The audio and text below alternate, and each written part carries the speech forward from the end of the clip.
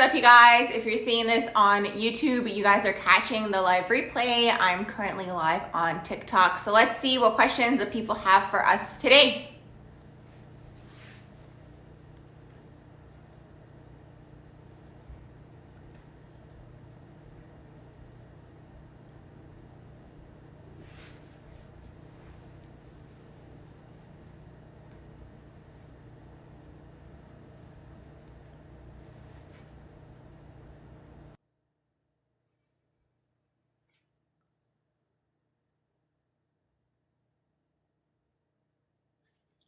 Welcome to all the people joining. I'm answering astrology questions, metaphysical questions, questions about your natal charts. So feel free to comment below.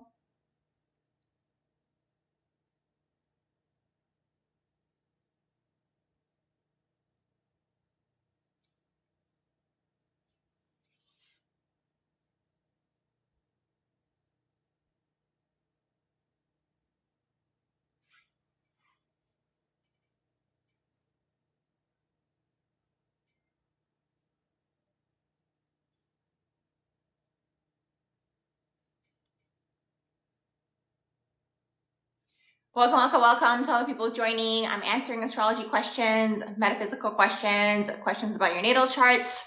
So if you guys have any questions, feel free to comment below.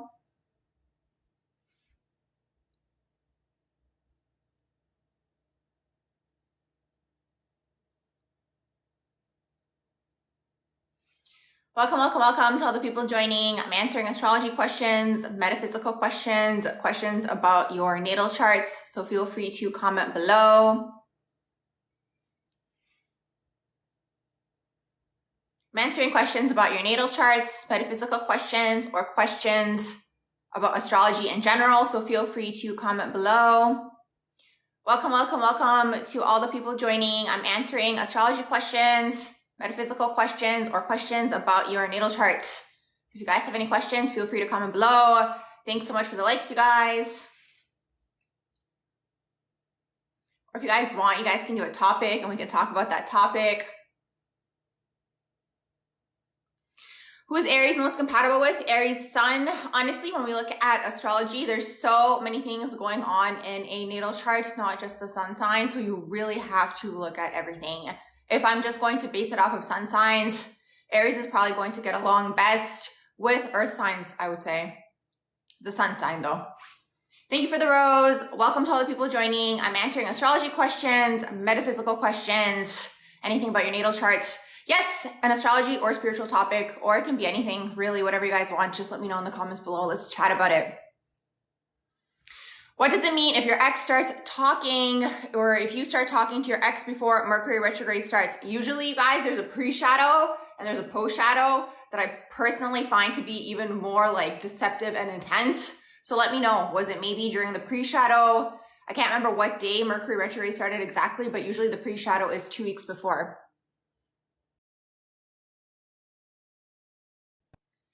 What can a Capricorn do if they're having issues with their Gemini partner? What kind of issues are taking place? Can I read animal spirits? Ooh, good question. In what way? Like if they've crossed over?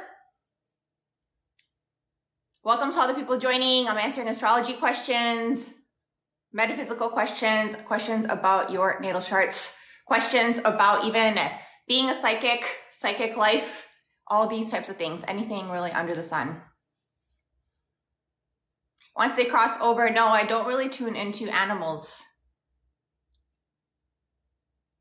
Thanks for the follows, you guys. Can you answer if 17 degrees Saturn/Neptune generational placements are relevant toward fame? Okay, good question, because I had a video on this. Honestly, when it comes to fame, you guys, you have to look at everything. You know, there's a lot of different fame placements other than just the degrees. So the degrees are part of the story, yes.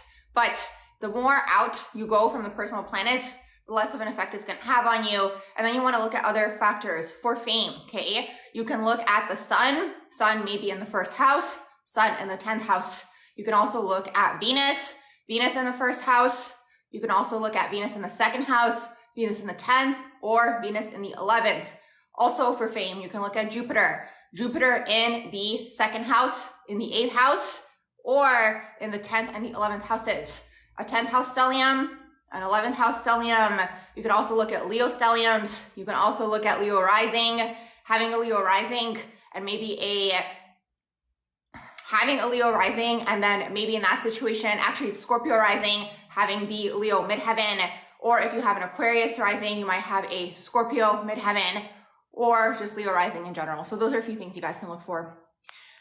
Let's see, what else are you guys seeing in here? What or where in the chart, this is for frequency of free, does it show how to make money versus a career, or is it the same? Honestly, you know what, because of the world that we're living in, a lot of the time career and money is kind of, you know, happening in tandem.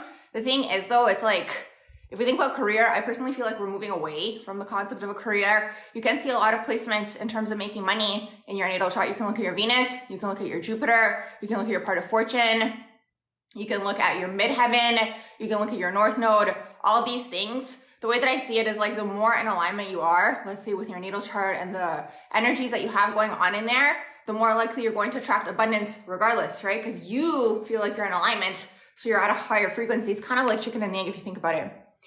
Let's see, what else are you guys saying in here? You have Sun, Taurus in the 8th house. How will Jupiter in the 8th house affect you? Are you talking about a transit that's taking place? Hey Danielle, oh my gosh, how are you? I'll get to your question in just a second. You said your sun has a Capricorn moon. Okay, let me just go in order and I'll come to you in just a second. Let's see. We started March 22nd, 21st, and he ghosted you April 7th. So is that the pre-shadow? Did Mercury retrograde start March 21st? Hold on, let me think. We're ending it now. So 3 weeks ago we started, and then it would have been 2 weeks before that. Let's see. Also, can you explain where this or what Taurus Jupiter transit is going to do for the 8th house Mars and how it's relevant? Okay, what you guys want to do, anytime there is a transit taking place, you want to see what house is going to be affecting for you. So currently we have Jupiter transiting Taurus. You want to see what house do you have Taurus in your natal chart. So for you, crybaby, you have it in the 8th house. Okay, so it's going to affect your money. It's going to affect maybe you're going to get an inheritance or something of the sort, or maybe you're going to get a loan, or it can deal with anything that's Scorpionic like, right? Sex, death, rebirth, therapy. It can be psychology. It can be astrology, because it's Mars. Mars deals with initiating things, right? So during this time, maybe you're going to start some sort of project. Maybe you're going to get a business loan or something of the sort. So this is how you guys can do it for yourselves, okay? Anytime there's a transit, you see what sign the transit is in, what sign, the transit is in, and then what house you have that particular sign in, and then whatever that house means, whatever the transit means, is going to affect you in that way. I hope that makes sense. You're welcome. Let me just go back up. An astrologist says, would having 3 personal placements in the 5th, Saturn in the 1st, and Moon in the 10th be a big game indicator? What do you mean by big game indicator? Okay, Danielle, so you said your sun has a Capricorn moon. This is interesting. Capricorn moon, that's so interesting. I was just thinking about this yesterday. Actually, Capricorn moon is hardcore. Capricorn moon, it doesn't mean that your relationship's going to be doomed. It's just like Capricorn moon, sometimes the mother is working. Sometimes, you know, that particular child is going to only feel worthy if they are working or if they are making money. Sometimes there's things going on with finances within the home when the child is growing up. That's kind of what the Capricorn moon means. The thing is though, like what I love is like we're starting to become more aware, right? So you being aware of this taking place, you can maybe take more time to maybe show him nurturing as well. Also, let me know what house or what's going on with his 4th house with his IC. What sign is it in? Let's see. Oh, for fame. I felt like you were asking for fame, but I wasn't sure. Okay. So you said you have 3 personal placements in the 5th house, Saturn in the 1st, Moon in the 10th. That's interesting. That can manifest. Okay, here's the thing though. This is what I was thinking about the other day, actually, when it comes to fame and astrology. Most of these things, even with the fame degrees are all based off of the Leo degrees. Okay, it's off of the whole degree theory. So the fame degrees are the Leo degrees. So same thing. When people are looking at fame, they're kind of looking at the 5th house because it's like the 5th house deals with creativity and these types of things, which sometimes can lead you into fame. If you're looking at being maybe an artist, or you're looking at being, you know, an actor or actress and these types of things. But it's like there's different types of fame. Do you know what I mean? It's not just the creativity type of fame. One huge indicator also that a lot of people don't talk about, what I've noticed, is the 12th house when it comes to fame in one way, shape, or form, because what I will say to you guys is with the 12th house, these people are clearing karma with a lot of people. So that's the thing, when we look at fame, right? What kind of fame is it? First of all, fame means that a lot of people are going to know you, but for what reason? You know what I mean? With the 5th house, right, for you, nostalgia, it would be surrounding something creative. Yes. And with the moon in the 10th, it also means you have the inner desire to climb, right? The social ladder and those higher echelons of society. But then also when we look at fame, sometimes people become famous and well known for like things that, you know, aren't necessarily good, right? So we'd have to look at those people's natal charts and things like this. So 12th house is a surprising one. I'm going to slip that in there probably for people who are watching the replay later. That is a surprising one that I've noticed, because it's like, if we look at fame in the sense where it's like you're clearing karma with a lot of people at once, that would be the 12th house, right? So kind of depends what way you see it.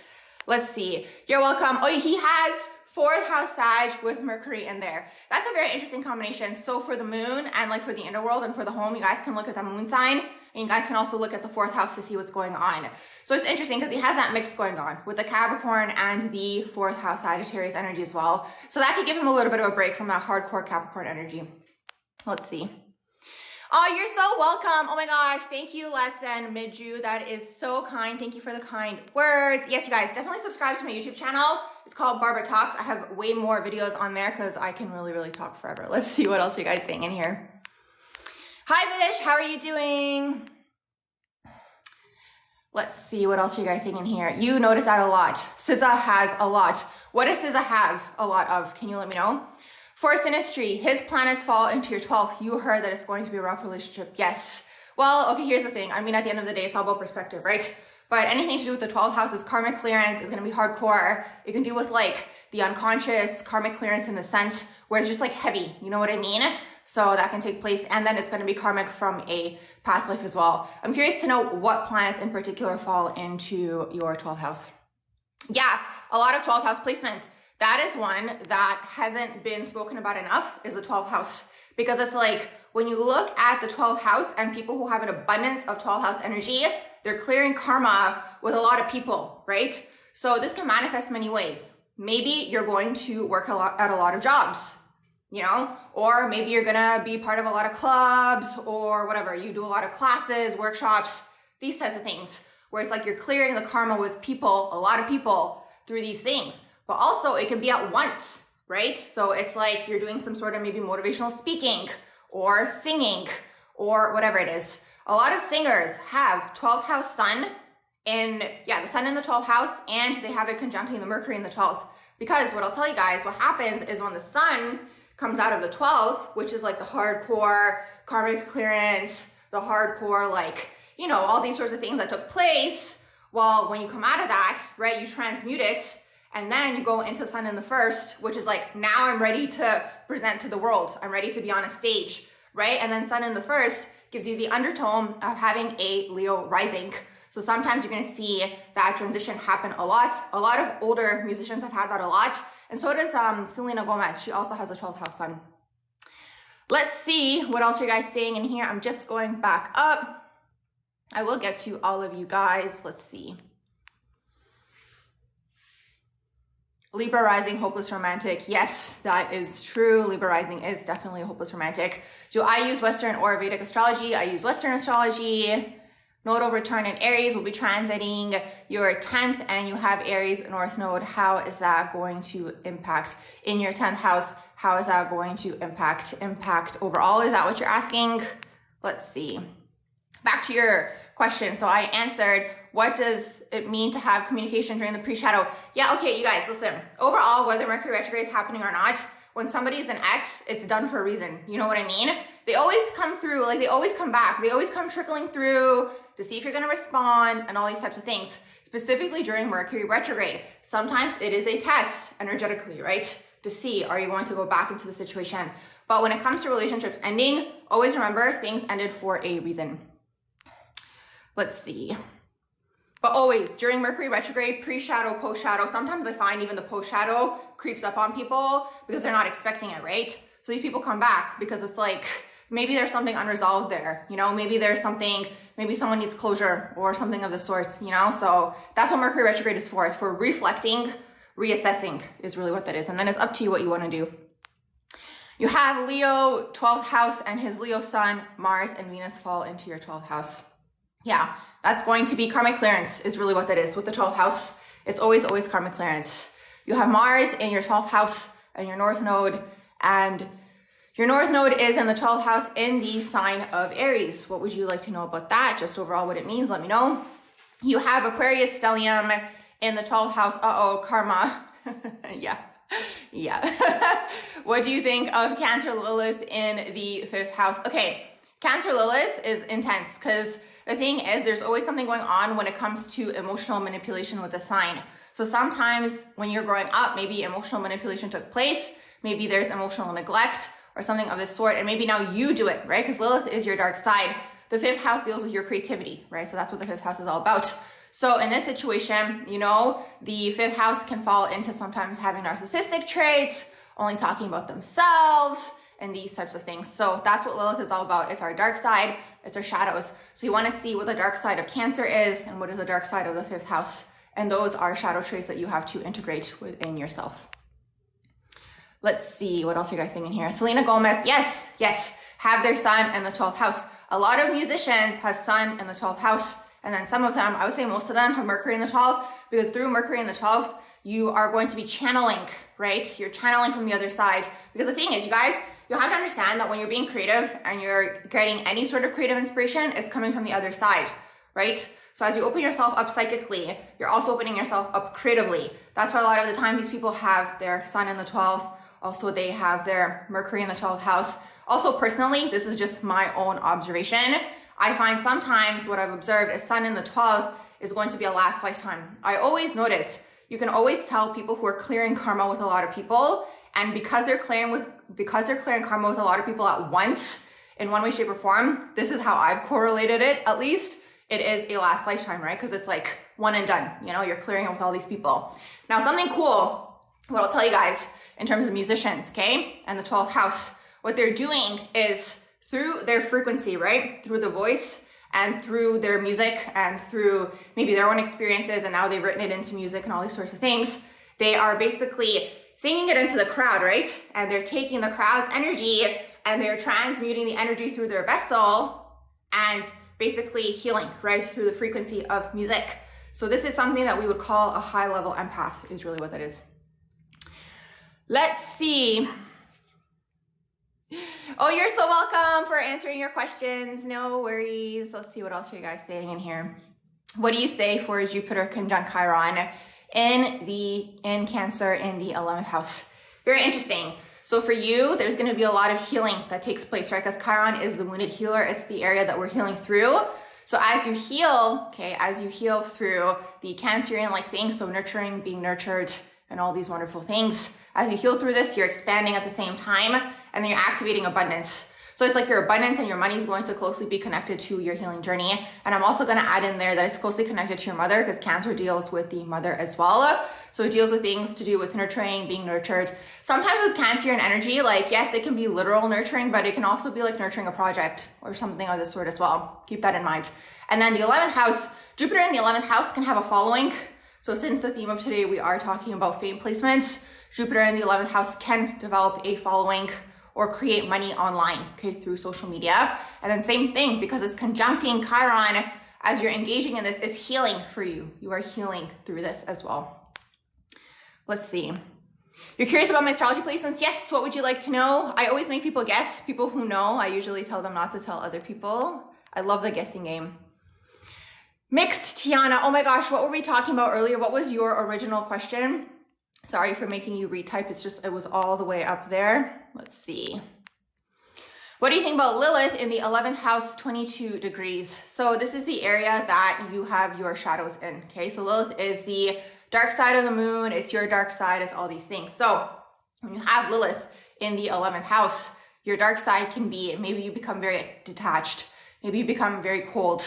Maybe you become almost like disconnected from your emotions or something of the sort. Okay, you have to look at the dark side of Aquarius, and that's what the dark side of Aquarius is. it goes into this like very, you know, not caring type of energy, detached.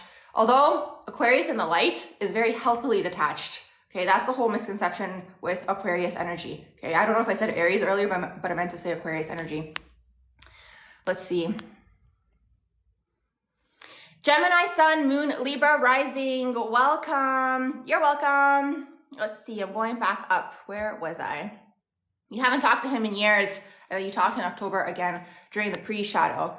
But when you first started dating, it was during a Mercury retrograde back in 2019. It's interesting because I even have like Mercury retrograde friends as well. Like there's people that I only see when it's a Mercury retrograde. The thing is, it's like when you look at a relationship and a romantic relationship, like it's harder to assess than a friendship, right? Because it's not platonic. So when it comes to a relationship, like maybe there's something that needs to be cleared there, you know? So the thing is, what's interesting, what I've learned with retrogrades, a lot of the time, things that start with a Mercury retrograde end up leaving during Mercury retrograde as well, you know? Because you're not really meant to start things during Mercury retrogrades. Because you guys started dating during a Mercury retrograde, what's actually coming through is maybe you guys had past life things to clear or something of that sort. It feels so karmic. Yes, confirmation. You think I could have a lot of Libra placements with Cancer degrees or lots of Cancer energy? Actually, wow, you are one of the people who is actually closest with the guessing. Yes, I'm a Libra stellium. I am a Scorpio stellium. So my dominant planets are going to, and signs are going to be Scorpio, Pluto, and then Capricorn and Saturn and Cancer and the Moon. Those are my dominant planets and signs. And then I have the stelliums. I have progressed, though. I have progressed out of my Libra placements, have progressed into Scorpio. A lot of my Scorpio placements have progressed into Sagittarius. Oh my gosh, hey Jasmine, how are you doing? Let's see, where was I? Honestly, missed and led you. I think everyone has narc tendencies. It's just the way the system is. So everyone has some sort of narcissistic trait. And, you know, for a lot of people, that might be a tough pill to swallow. Your midpoint is at 28 degrees. What does that mean? Do you mean your midheaven?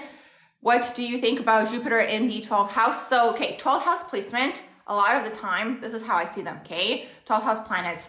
What takes place is you have karma that is directly connected to your past lives that you are basically clearing in this lifetime or completing some sort of cycle. So you kind of have to look at what that planet means. Jupiter in the 12th house. Oh my gosh, thanks so much for the likes, you guys. Jupiter in the 12th house is going to deal with your money and with your abundance. So a lot of the time when you have a lot of 12th house energy in your natal chart, first of all, it's crossed over from a past life. Okay, that's one thing. The next thing is you're closing out that cycle. Something interesting that's come through psychically. Again, this is psychically. This isn't like a rule in astrology or anything of that sort.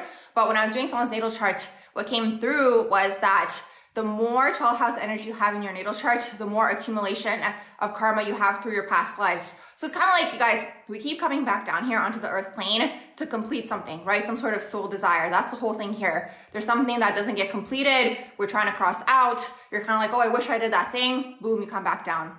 That's the whole thing here. That's the whole like reincarnation thing. So that's the thing with the 12th house energy. There's something here that was already mastered. So for you guys to tap into like these gifts and abilities that you guys probably already have, for you it's going to be in Jupiter. So you might even have gifts surrounding the philosophies in life, maybe even belief systems and these types of things. So for you to tap into that, you could, right? You don't technically have to learn it again because it's crossed over energy. That's for all of the 12th house energy. You kind of just have to get into a meditative state and really start to tap into something that you already mastered. That's kind of how you guys can look at the 12th house. Let's see. You're so good at astrology, but a lot of times you miss your lives. In Europe is 2 a.m. Oh my gosh, yes. I should probably do them at different times. I always do them at the same time, yeah. Let's see. What else are you guys saying in here? Thanks for the likes, you guys.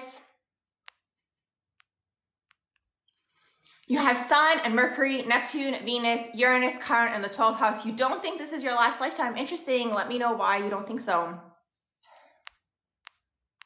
if you feel like sharing. Dominic says, would 10th house Sag, Moon, and 12th house Saturn opposite to the 6th house Leo Sun make you a good musician? Okay, hold on. 10th house Sag, Moon, then you have 12th house Saturn. 12th house Saturn is the significator of a writer. So you have writing abilities in there. Once again, it's karmic, it's close, it's connected to your past lives. Let's see what else you have. So you have 6th house, Leo sun. The Leo energy is going to make you want to be seen, especially in the sun. So that could make you a good performer. 6th house in there is going to give you the discipline that you need. Okay. So this is always my recommendation for people, especially if maybe you are super intuitive or connected to the other side, or if you are like a 12th house person or an 8th house person. What you basically have to figure out is maybe one thing that you want to do and kind of stick to that thing and be grounded in your approach to that thing. So for example, the 6th house is going to work in your favor because it's like this earth is very 6th house like. It is all about the day-to-day. It's all about the routine. So I like the 6th house Leo sun in there actually. Thanks so much for the likes, you guys. I'm just going back up. Oh my gosh. Hi, Ireland. Thanks for being in my live. Let's see. Let me answer your question. Maybe you're trying to go to sleep and then I'll go back up. So Jasmine, you said, since Jupiter is going into Taurus and you have Taurus in Saturn and Jupiter in the 11th house, how does this affect you? Okay. So what you guys can do anytime there's a transit, so you guys can learn for yourselves, is you have to see what does that transit mean. So Jupiter is the expansion, it can be abundance and these types of things, right? So now you're going to see what sign is it in. Jupiter is in Taurus. Now what you guys are going to do is see where do you have Taurus in your natal chart, what house is it in? So Jasmine has it in her 11th house, okay? So the 11th house is going to be expanding for you during this time. Maybe during this time you get ideas, maybe you get creative inspiration, maybe you start to use the internet to bring through abundance and these types of things. So that could be something that takes place as an example. So you guys can see whatever the house means, that's what the transit is going to be affecting for you. Let's see. You can also see in terms of transits overall, you can always see even for more insight. So that's kind of like a general idea. For more insight, you have to kind of look at the actual natal chart and see what's happening with everything, right? All of the transits that are currently taking place. Let's see, what else are you guys saying in here? The sun, one second, I'm just gonna move over because the sun is, okay, that is way better. Okay, so let me just go back up.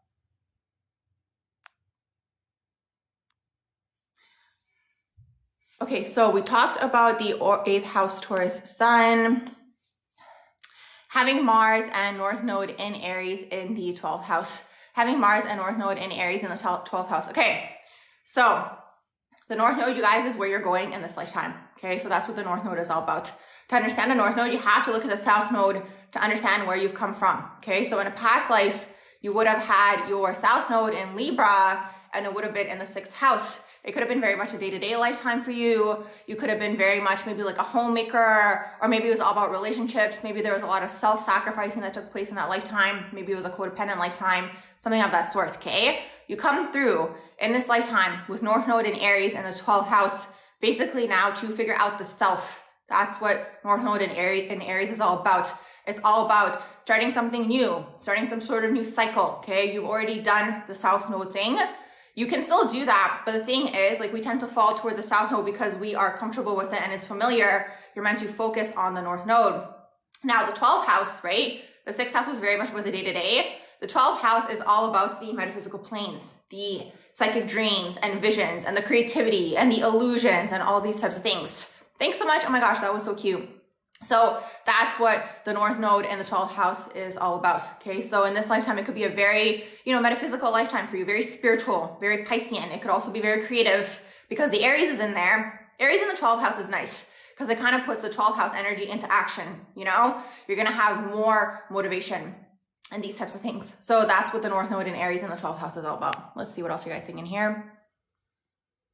I'm just going back up. Thanks so much for the likes, you guys.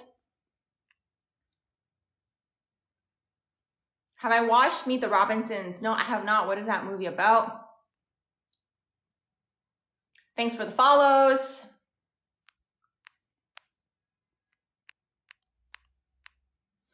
Leo 8 degrees in the 10th house. What does this mean? You have Leo 8 degrees in the 10th house for Jupiter. What does that entail? Can you please reword your question? Are you talking about the Jupiter transit that's taking place currently? Lost in Atlantis says your moon is in Aries, but it's in the 8th house. You low-key feel like a Scorpio. Yes. yes. Moon in the 8th house basically gives you the undertone of having a Scorpio moon. This is going to make you very intuitive, very psychic. It's going to make you maybe even a medium. You could definitely tap into your mediumship abilities if you were to take the time to do that. Maybe if you really focus on that, you could definitely be a medium, or maybe you already naturally are, without realizing. Very much so. But moon in the 8th house, there's always something going on with the mother, something that wasn't clear surrounding the mother. There's also power struggles with the mother, and then in turn with women or people who are more so in their feminine energy. That's another thing that can take place for moon in the 8th house as well. Aries in there, Aries is going to make you, it's interesting because it's like moon in the 8th and moon in Scorpio. This placement, they're basically here to learn to regulate their emotions, and it's interesting because the Aries energy in there can make you very much impulsive. Because it's like both energies, like Scorpionic energy, Scorpio energy, and Aries energy, they're both ruled by Mars, right? Except Scorpio is also ruled by Pluto. So it's like, there's like this Martian undertone where it's like, if you feel like you weren't, you given justice in a situation, you might feel like you have to fight for it right away, or like put people in their place right away. These types of things. That could be something that takes place. Yay, I'm glad that I'm spot on. That's awesome. You have Cancer rising opposing your Venus. That's very interesting. So your Cancer rising is opposing your Venus. So that means your descendant is conjuncting your Venus. If you're still in the room, let me know if that's correct. Thoughts on Aquarius stelliums, Aquarius rising, Aquarius in Uranus in the 1st house, Aquarius, Neptune in the 12th house. Wow. Super ahead of your time, super creative. You could be into art. You could be into tech also with that abundance of Aquarius energy. You could be into fashion. Sometimes I see Aquarius connected to fashion because it's like all about being trendy and futuristic and these types of things. You're going to be ahead of your time. But the thing is, with Aquarius energy, you guys, it's all about mastering timing. When are you going to pitch your idea and actually speaking it, because sometimes what happens, what I've noticed with Aquarius energy is like they talk and then it's like, people might not understand what they're saying because they're so ahead of their time. And then they get kind of like, they feel rejected or they feel like they're not heard, and the throat chakra gets shut down. And it's like, you're not meant to be in this state. You're actually meant to be, sharing your ideas, sharing your thoughts about the world and humanitarian things and these types of things. So that's what the Aquarius energy is all about. It's all about mastering timing is really what that is. Uranus in the 1st house, you're going to be very unique as a person. I love Uranus in the 1st house people. These people are always going to have like the most interesting stories. They're non-judgmental. They're friends with everybody. They're going to like literally tell you like such a contrast in stories. Like this weekend I met this person and I did this type of event that was like, I don't know, something unique and quirky. And then, the next weekend, something completely opposite. Like they have the most interesting stories. Neptune in the 12th house. Also, I like Neptune in the 12th house. The thing is though, Neptune in the 12th house, the hardcore energy here is like you're constantly tapped into the collective unconscious. So it's like you're constantly purging and transmuting the collective's unconscious. So it's going to be really important to figure out a balance in terms of spending time on your own. That's when you get your creative ideas. But you can also go into the dark aspect of that where it's like you start to, criticize the collective, because that's kind of like how oppositional energies work. If you're too much in the crown, too much in the 12th house, too much on your own, too much in isolation, you can kind of be like, this is what I find wrong with the collective. I find that wrong with the collective. And then you continue being more in the crown. But it's like the 12th house and the karma with the 12th is exactly this. It's like spending time on your own, but also being out there and clearing karma with people as well. Also, one more thing that I'll say about Neptune in the 12th, and then I'll continue with the rest of the questions, is these individuals, first of all, highly creative, also highly psychic, innovative, all these types of things. They could be into, again, tech or something of the sort, innovations, anything to do with creativity. Aquarian creativity is with the mind, okay? But what I will say with Neptune in the 12th, they're always picking up on the nuances of energy. So if they're in a room and someone's mood like shifts like for just like a second, they'll pick up on this, So with this energy, it's all about building a strong solar plexus, because what tends to happen, what I've noticed with Neptune in the 12th people, when they're younger, they can very much internalize a lot of other people's things and think that those things are their own, and that can also kind of prevent them from fully expressing. I hope all of that makes sense. Let's see what else you guys saying in here. Oh, thank you. Oh my gosh, I'm so glad that resonates. Yes, that's what Neptune is in the 12th house. Oh, thank you. Less than mid you. That is such a kind comment. I'm going to screenshot that. Thank you, thank you, thank you. Okay, let me go back up. Where was I? You said you think it's not your last lifetime because you're far from pure-hearted, maybe because the universe doesn't want you. It's interesting. I don't know. This is really interesting, the whole last lifetime thing. I don't know, because part of me like almost wants to think that we can choose for it to be our last lifetime. But then again, it's kind of like you said also, like maybe there's things that aren't cleared and like things like this.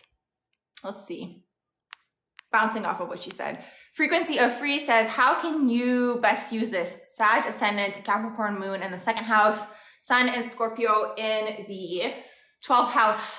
Sometimes I find sun Scorpios to be interested in things that are like, things like martial arts, like athletics that are kind of like unique to the person. You know what I mean? Something that's not like a group effort is really what that is. So you could be interested in something of that sort.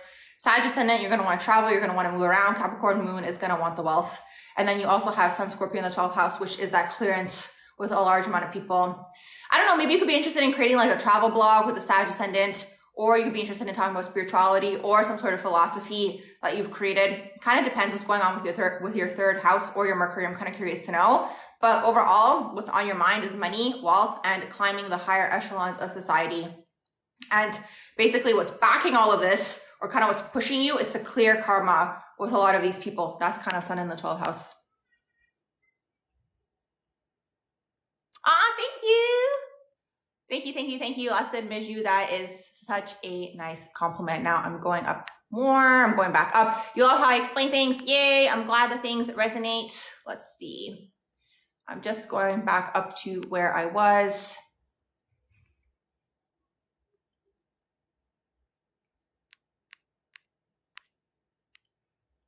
South Node in the 12th house in Leo. What does that mean? Skip spirituality in this lifetime? Exactly.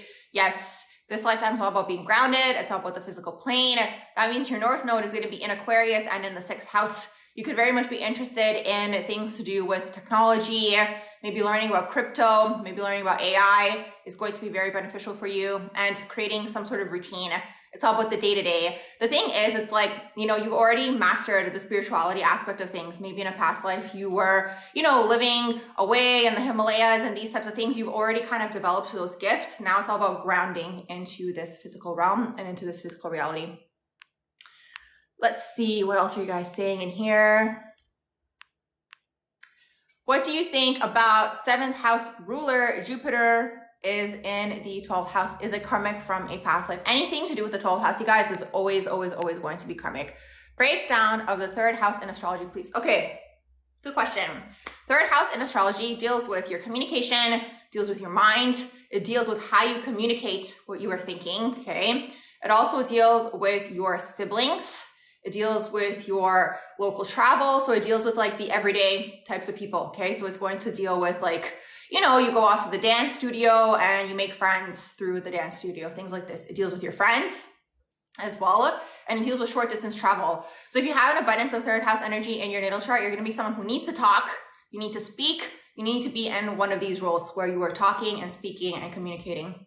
Is really what that is. You can't be in a job where you're not speaking, okay? Also, what I say for 3rd house people as well is like, you're going to get by in life through networking and who you know. Everybody does overall, but especially 3rd house people, okay? It's going to be all about connections for you, and it's going to be all about, you know, keeping these connections on good terms is really what that is. There's actually a saying in my culture, I don't know if there's one in English, but basically the way it translates, it's like, you never want to close any door with your butt, right? Or your rear end kind of thing. So it's like, you always want to stay on good terms with people overall, because again, you never know throughout life where life could lead you and these types of things.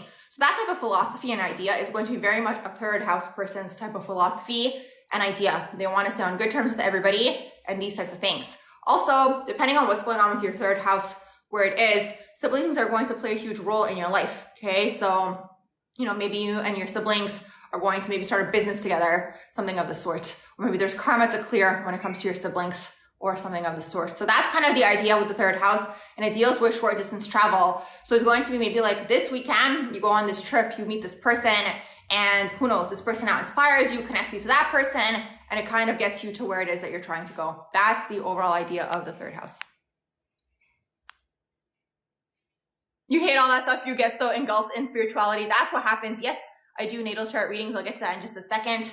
Yes, that's what happens with the South Node, you guys. It's like you've already mastered it. So it's like, because it's interesting, because it is familiar and comfortable, you're probably going to kind of fall toward the South Node, but you don't want to focus on the South Node. You want to focus on the North Node.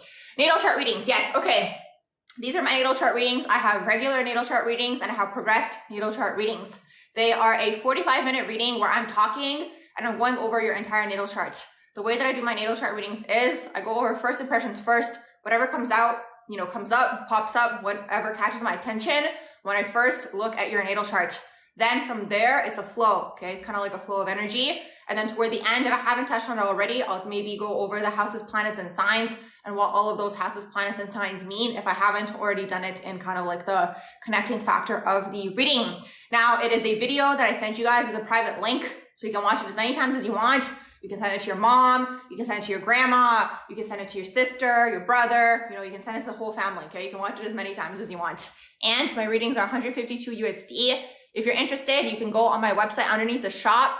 The link is going to be in my bio on TikTok. If you're watching the replay on YouTube, it's going to be in the description box below. And from there, an email window should pop up. You guys can send me an email. All right. Also, if you guys haven't subscribed to my YouTube channel, check it out. It's called Barbara Talks. I talk so much. Love you guys as well. Sending you all the love. And also thank you for the likes as well. I'm going back up now to see where was I? Where was I?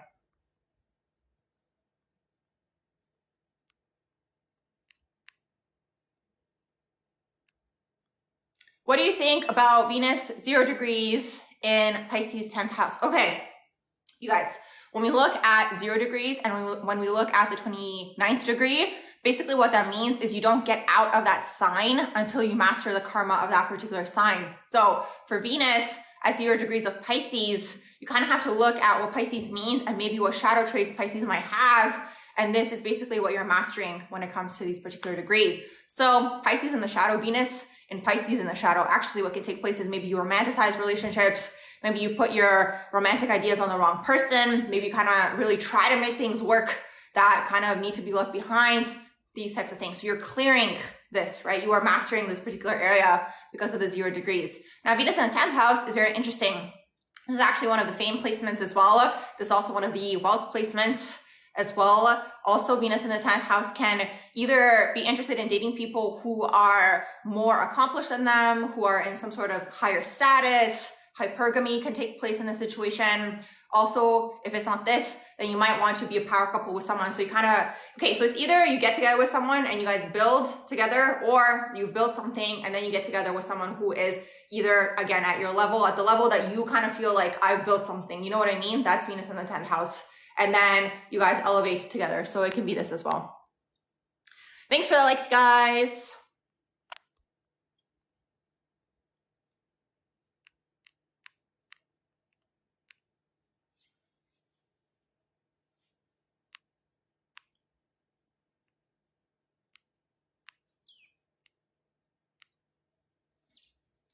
Pisces rising, midheaven, and Sagittarius.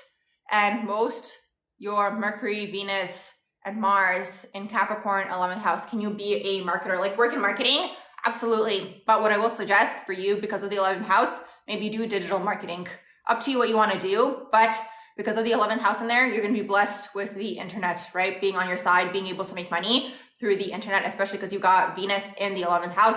And then Mars is also going to kind of be motivated in that particular area. So yes.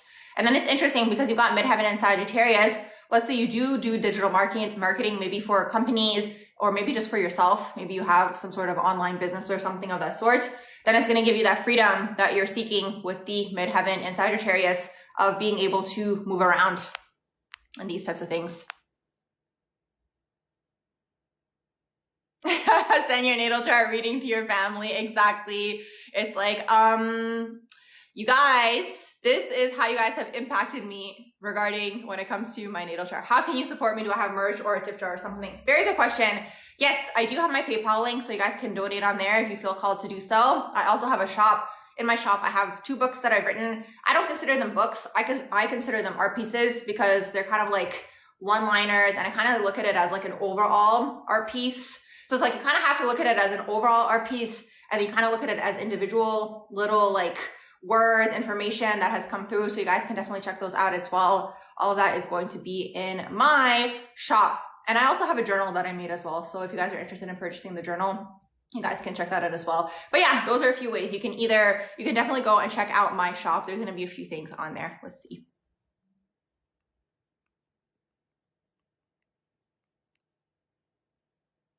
I hope degrees don't matter too much on personality because ... That's funny.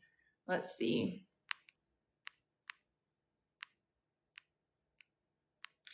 Could Jupiter in Taurus transit being positive changes to finances and career for everyone? You know, it's funny you asked that. I was just thinking about that today because I was like, how is everyone going to be affected positively in the sense? But you never know. It could. It's expanding this. But also keep in mind, you know, I feel like we focus on the money aspect of things when it comes to abundance.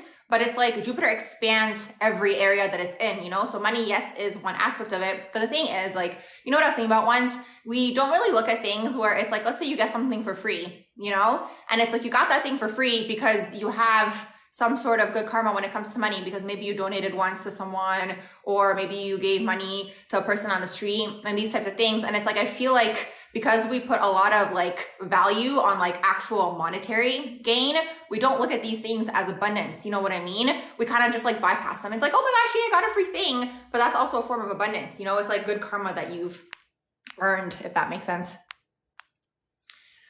Let's see. I'm just going back up.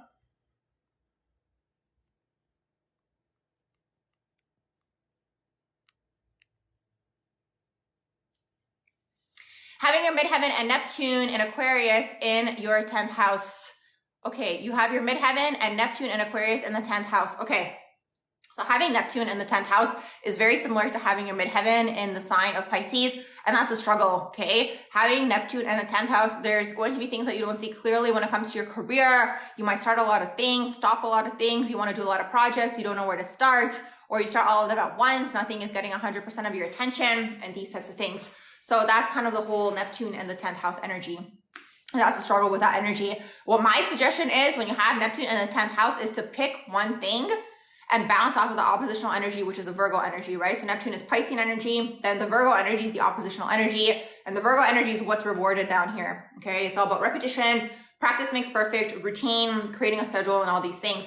So my suggestion always for Neptune in the 10th house or Pisces midheaven is pick that one thing that you want to do. If it's music, do music and keep doing it and perfecting it and, you know, continuously working at it, because eventually you will get rewarded, for example, okay? But it's going to be anything that's artistic, anything that is maybe even spiritual, metaphysical, these types of things with Neptune in the 10th house, okay?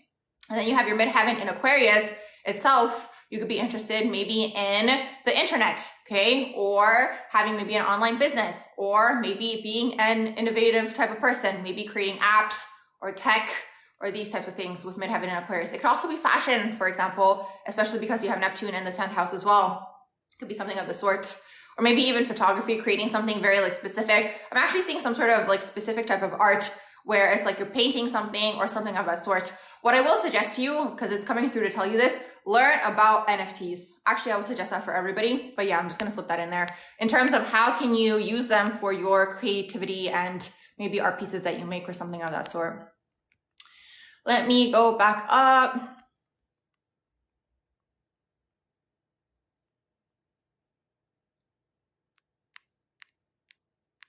Thanks for the likes, you guys.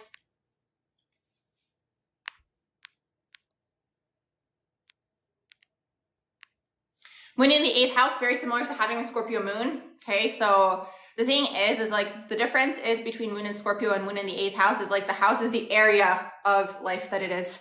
So for you, the moon in your emotional world is being affected in the 8th house. The 8th house is money, joint finances, other people's money. It's going to be inheritances. It's going to be sexuality. It's going to be creativity. It's going to be the darkness in life, like trauma and all these types of things. So when you have moon in the 8th house, maybe you could have had a mother that wasn't clear, right? In terms of something that took place within the home. A lot of the time, when in the 8th house individuals, like there's something that's not adding up in terms of like maybe what's being presented to them and what they're feeling internally. So that's how a lot of the time these individuals end up being very psychic and intuitive, is because again, there's this like cognitive dissonance that's taking place when you're younger. And it's kind of like, you're like, wait, hold on. Like I'm tapping into this, but they're telling me this other thing. So that's something that could take place as well. Moon in the 8th has karma surrounding the feminine energy as well. Usually that translates to women.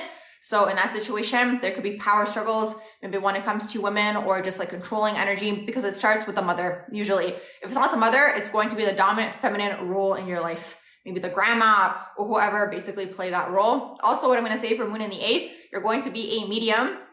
You're going to be highly intuitive and highly psychic as well. Let's see what else you guys saying in here. Scorpio rising, Aquarius sun, and Virgo moon. Welcome. It's interesting. The other day, for Virgo Scorpio combination, I was tapping into for another individual a sport that basically involves you kind of being a solo person, okay? For that particular individual, it was gymnastics, but it can also be something like martial arts or something of the sort. So maybe you're gonna be interested in that, maybe in your free time to do this to like blow off the energy, something of the sort. Scorpio rising a lot of the time is going to be interested in film, in theater, and in these types of things, okay?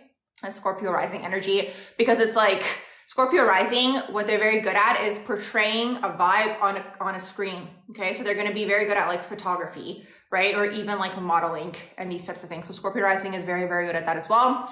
Virgo moon is going to make you very intuitive and very psychic. And then Aquarius sun is also going to make you very much ahead of your time. Let's see. You love how I explain things so detailed. Yay, I'm glad that it resonates. Let's see. I'm just going back up. I'm just going in order, so I will get to everyone's questions.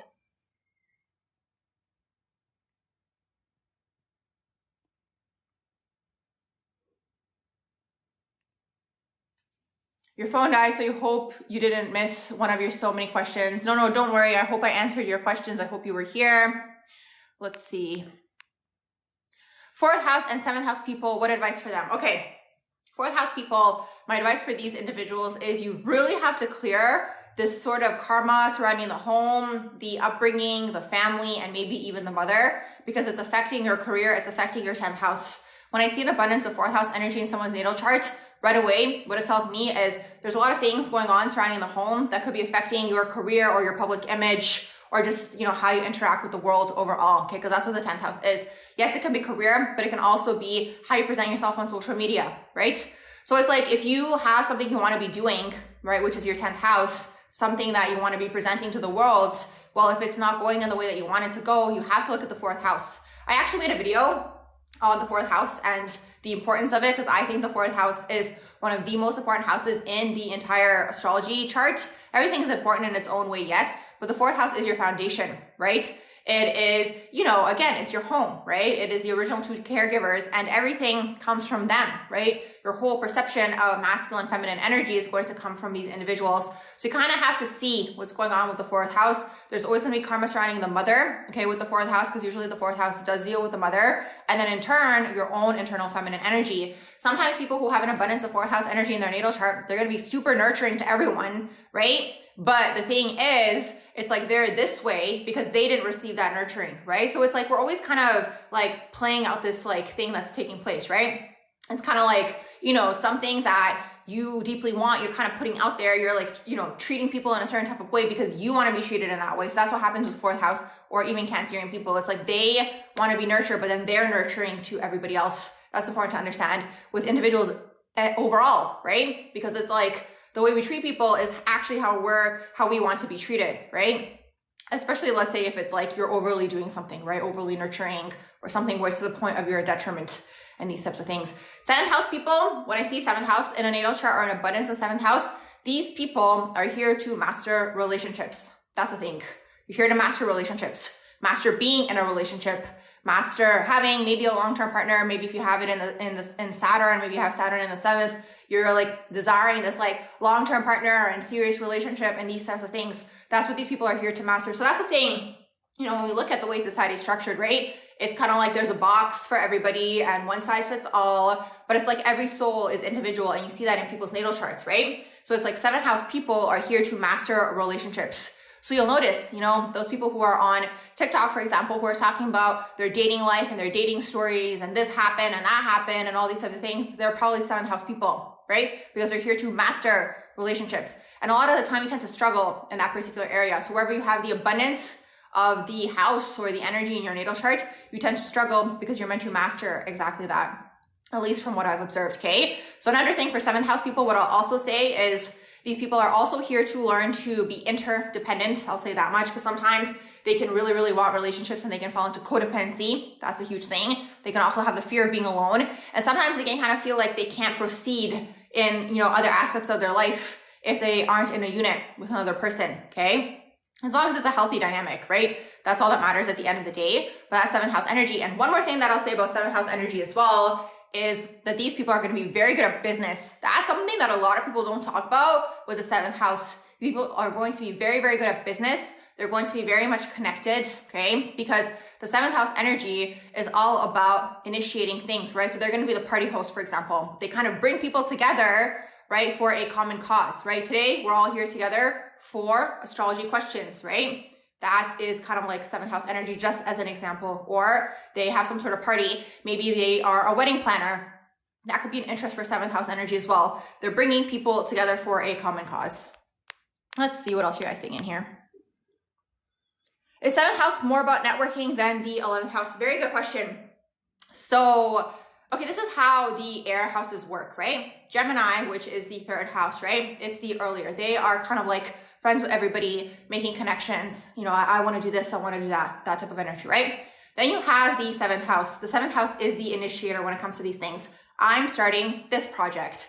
I'm starting this event. I'm hosting this type of thing, okay? That is the 7th house. The 11th house, you can look at it as like the largest amount of people, right? It is the largest group. It is a humanitarian sign. It is all about the ideas, right? So it's like you can kind of look at the 3rd house as like, again, your everyday friends and the everyday people and these types of things. Then we have 7th house where it's kind of like I'm initiating something to gather all of these people together that all kind of have something in common. Or not, that can also take place as well because it's the party host, right? Maybe the thing that all these people have in common is that they know the 7th house person, and then the 7th house person is connecting them all with each other. The 7th house person is always going to know someone for something. That's the whole thing with the 7th and 3rd house as well. And then the 11th house isn't going to engage in anything unless it has some sort of depth or unless it has some sort of meaning. So the 11th house people are going to have, let's say, you know, events where it's like, let's raise awareness to end world hunger, or let's raise awareness for animal activism and these types of things. So that's kind of like what's taking place. Vedic or tropical, how do I see it? Honestly, in my natal chart, tropical resonates more so for me. I know that Vedic, yes, okay, I'm glad that that resonated.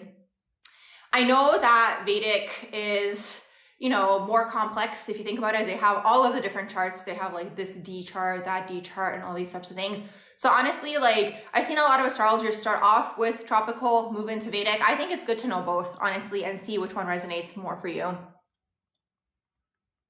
Let's see, I'm just going back up to where I was.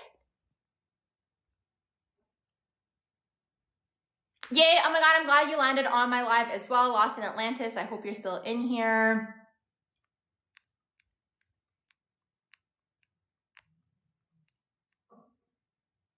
Oh yeah, I'm so glad that you watched my YouTube. Yay. Yes, you guys, check out my YouTube channel. It's called Barbara Talks.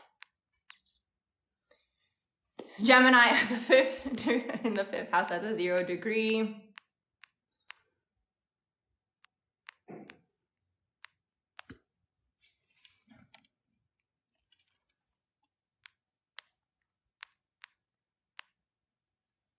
What do you think about Pisces and Pisces rising at the 0 degree? I don't know if you were in here earlier, or maybe if you're still in here now, where I was talking about like the Pisces Venus. So when it's in the rising, right, it's like it's surrounding your identity, right? So it's like you might not see yourself clearly or something of the sort. And it's like you don't get out of that sign until you master exactly that That's the whole idea there when you have the 0 degrees or 29 degrees.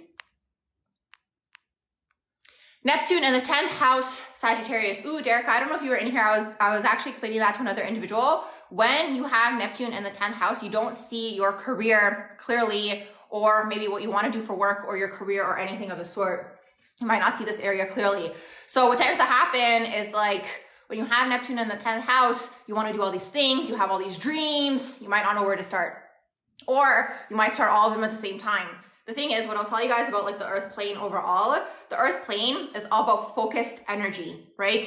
You kind of refine, you know, what it is that you want to do and focus on that thing and repeat and perfect and these types of things. Those are the things that get rewarded down here, okay? That's going to be struggle for a Neptune in the 10th house person, because Neptune in the 10th house person is going to be like, I want to do makeup and I want to make movies and, you know, I want to talk about this type of spirituality topic, and they want to do everything, right? But the thing is, when you're trying to do everything, you do nothing.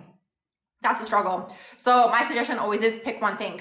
Neptune in Sagittarius is going to be, it's a generational planet, right? So the subset of that particular generation is going to have Neptune in Sagittarius. So they might not see Sagittarius things clearly. So freedom, entrepreneurship, they might not see clearly because a lot of the time entrepreneurship is connected to freedom. Also, they might not see philosophies clearly, belief systems, these types of things. That area could be very much blurred, long distance travel, and these types of things. Can you talk about having signs in the both in the 8th house and 12th house? Yes, that's hardcore. That's a lot of karma that you're clearing. And what I'll tell you as well is probably your vessel, if you're still in the room, Malik, you're probably being used to clear other people's karmas as well. It's very heavy to have both, because it's like the 8th house and the 12th house, both houses kind of go through a lot of maybe traumatic experiences. They're both going to be super psychic, and they're both going to be healing. They're going to have healing energy in one way, shape, or form, just in different ways. That's the whole thing with the 8th house and the 12th house. 12th house is carried over karma a lot of the time from a past life, depending on the particular planet that it's in. 8th house is going to be mediumship abilities. 12th house is also going to be psychic. A lot of karma that you're clearing, and a lot of the time, these individuals are also clearing karma for other people, because the 12th house is also tapping into the collective unconscious. So what happens a lot of the time with 12th house, and maybe even 8th house people actually as well, because they're both very clairsentient, is like if you're living with someone, for example, right?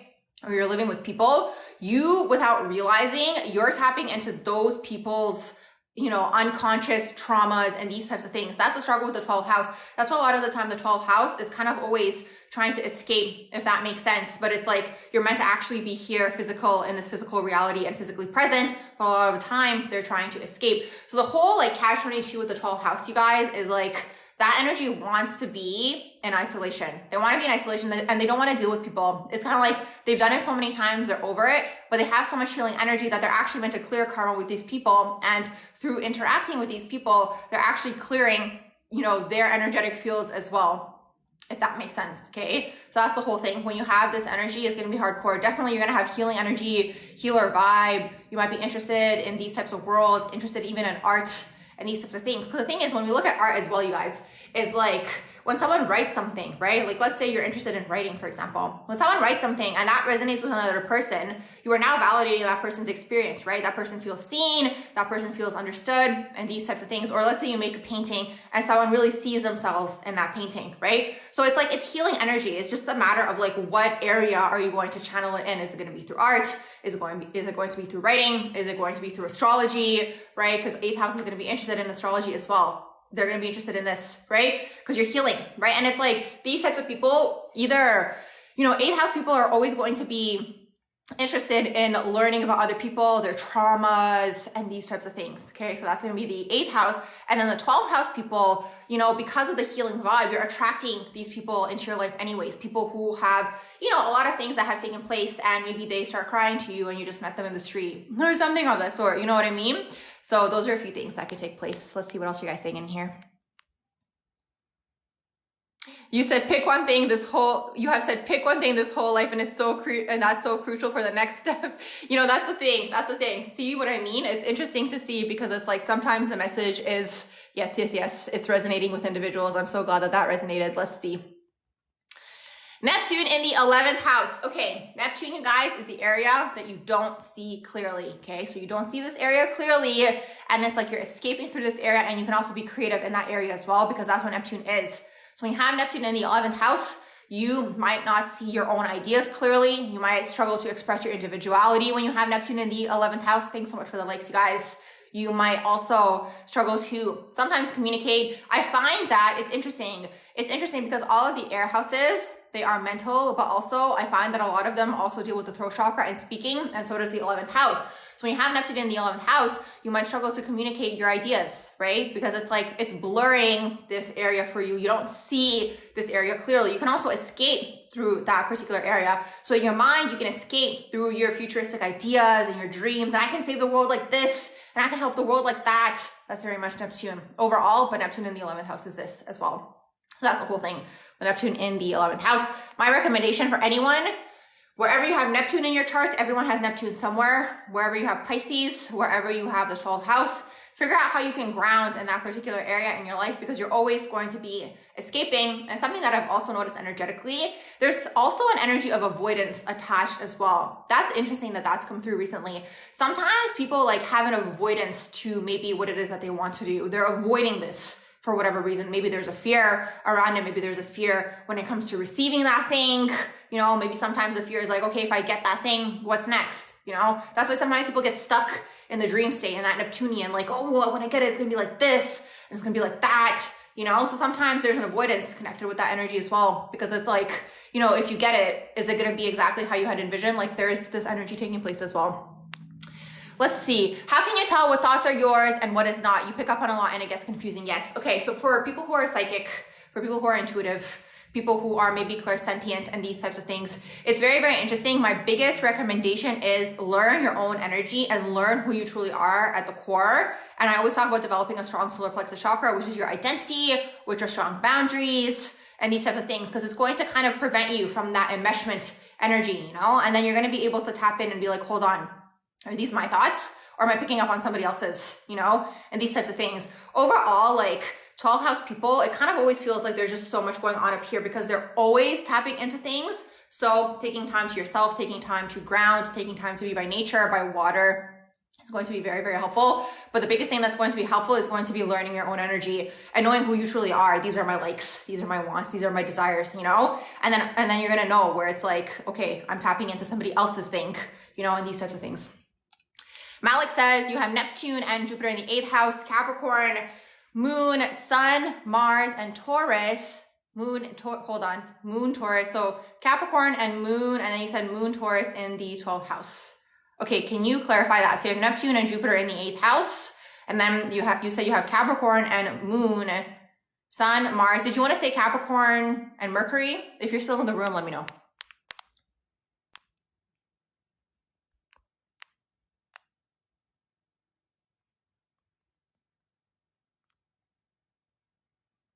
I'm just going back up.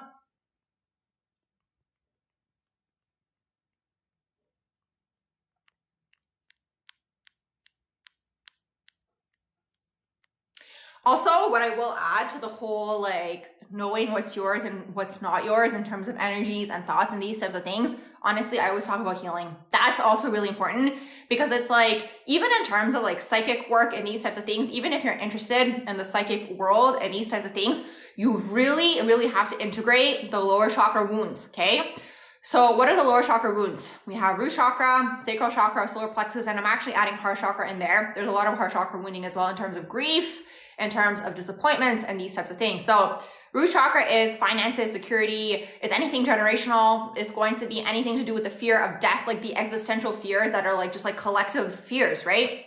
It's going to be fear overall, right? All these things are going to be stored in the root chakra. It's survival, okay? So that's the root chakra wound that the collective has. It's a collective wound. When it gets triggered, you know, people go into fear, right? Let's say there's a fear of death, for example. I'm just going to slip that one in there, right? That is something that is a collective wound, okay? There's a wound around this, and let's say there's a fear of death floating around in the atmosphere. People are going to get pulled into their root chakra, okay? Let's say there's financial struggles or something of that sort. You're pulled into your root chakra, right?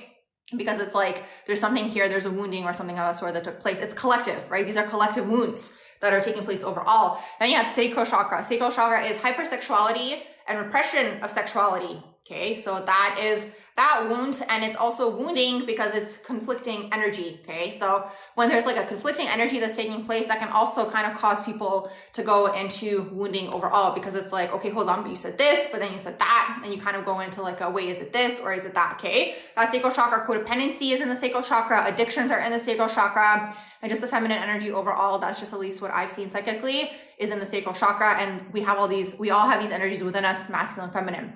Then we have the solar plexus chakra, okay? The narcissism is in here. We talked earlier in this live where, you know, everyone has some form of narcissistic trait because it is a narcissistic system. That's the thing, right? So it's awareness. You know, you kind of have to just be aware that, you know, this is something that's taking place, and, you know, you want to have a strong solar plexus. The abandonment wound is in here in the solar plexus chakra, and this is one of the existential wounds, right? If you feel like you don't fit in, your existence isn't being validated, right? As a being. That's why it's easy to trigger that wound, right? That's why we all kind of flock, especially with the internet. It's cool because it's like, now you can meet even more people that are like you and these types of things. And then it validates your existence as a being. So this is what I mean by collective. It's something that's been there for time, okay? And then I added heart chakra in there as well, okay? So the heart chakra is the grief. That is just overall in the collective in general. And it's the mother wound that's in here as well, okay? And then the solar plexus is the shadow of the masculine as well. That's been taking place over time, okay? So these are kind of the collective wounds. So you kind of want to integrate these things to the best of your ability, or just have awareness.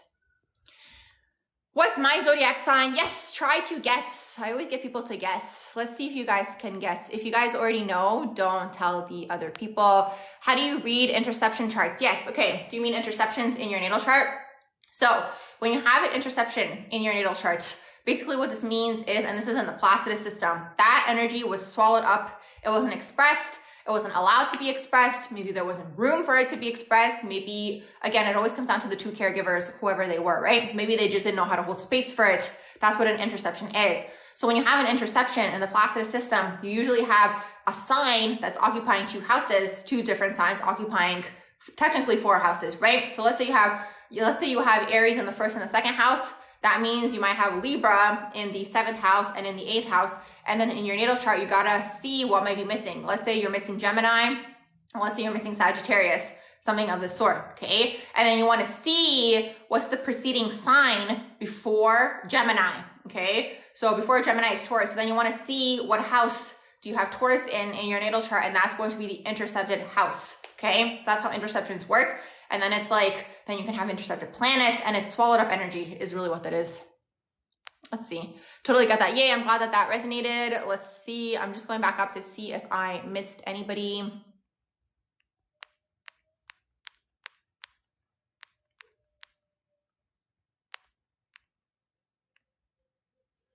You literally learn so much, not astrology, but like life from my points of views and my lies. Yay, I'm so glad that that resonates. Yay. Okay, you're curious to know what made me believe in astrology. Yes, of course, I'll share.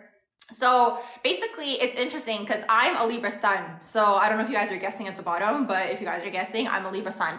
So I'm a Libra sun, and the thing is, even when I was younger, I was always into astrology, by the way. Like I would get magazines and I would look at my horoscope and these types of things. But I remember even when I had my friends when I was younger, they would say to me, they would be like, you don't act like the other Libras do. And I do have some Libra traits, like absolutely I do.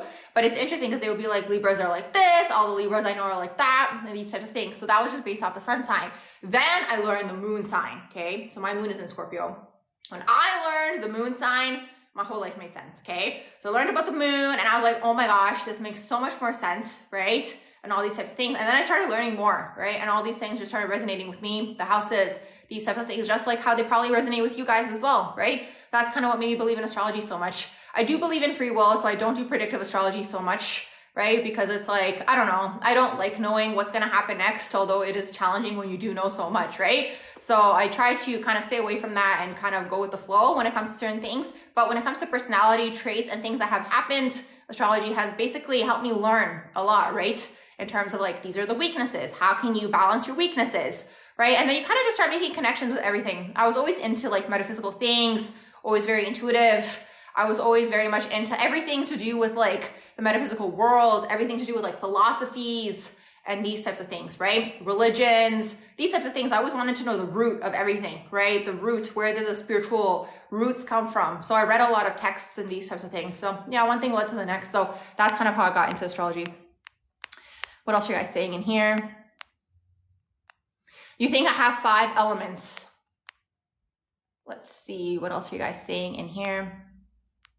As an astrologer, do I believe some people are evil? Absolutely. Yes, yes, yes, yes. On this earth plane, there is a lot of things that are taking place. I mean, if you just like look at the world around you, the thing is like, it's a plane of duality, right? And this is why even when I look at, like, even when I talk about signs, I always talk about the light side of the sign, and you can also look at the negative side of that particular sign, because it's like, let's say you look at people maybe where they have done something or something of that sort, you can kind of look to see like, what is it that took place in the natal chart that led them to that particular decision, you know? What is the wounding and these types of things? Let's see. What else are you guys saying in here? Most of your planets are in the 11th, 12th, and a stellium in the 1st. Sun, Moon, North Node, and the 12th house in a Sag, and you love my videos and you binge my YouTube. Yay, I'm so glad that you do too. Definitely check out my YouTube channel, you guys. It's called Barbara Talks. I will be leaving soon because I have to turn the light on. It's getting dark. But let me answer a few more of your questions. So usually in astrology, what I've noticed, there's like a quadrant that people occupy, okay? That's usually what takes place. That's just what I've observed. In terms of the houses, or they're kind of occupying a certain quadrant, okay?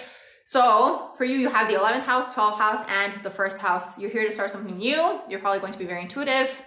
And there's a lot of karma to clear with a lot of people, okay?